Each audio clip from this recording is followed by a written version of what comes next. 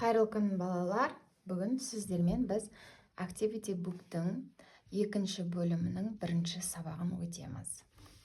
Exercise 1. Number the words. Номер, number деген. Сөздің номерлерін жазып шығуымыз қажет. Енді мына суретке қарап, мына жердегі сөздерді аударып, тауып жазып шығамыз. Мысалын көрсеткенде, раббер деген бізде өшіргіш. Мына суретке қараймыз, өшіргіш қаны бізде міне, номері қандай? 7, яғни 7-ні біз мұнда жазамыз. Келесі book. Book бізде қалай аударылады балалар? Кітап, кітап бізде қаны суретте міне, 3. Мына жерге жазамыз 3. 3. School bag. School bag сумка, мектеп сумкасы. Мұнда сумка міне, 10-шы номер. 10. Number 10. Жазамыз. Desk. Desk бізде парта, парта, стол.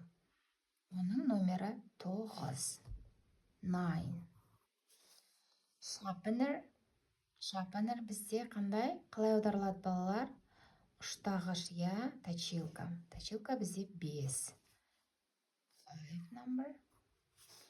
Pen. Pen деген бізде ручка.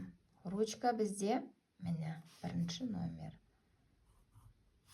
Ruler бізде қалай аударылады? Сызғыш. Міндетті түрде аударуымыз қажет. Сол кезде біз оңай әрі тез табатын боламыз. Ruler бізде сызғыш 4. Pencil. Pencil бізде қалам 8. Notebook. Notebook бізде дәптер, міне жазатын 2. Pencil case. Pencil case бізде пенал 6. Exercise 2.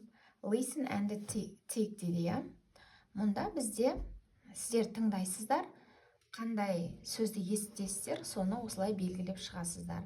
Ол үшін біз сөздің аудармасын білуіміз қажет. Мұнда біріншісі кітап. Кітап деген book, парта. Парта деген desk. Екіншісі, мына жерде ручка, мына жерде қалам. Ручка бізде ағылшынша қалай? Pen.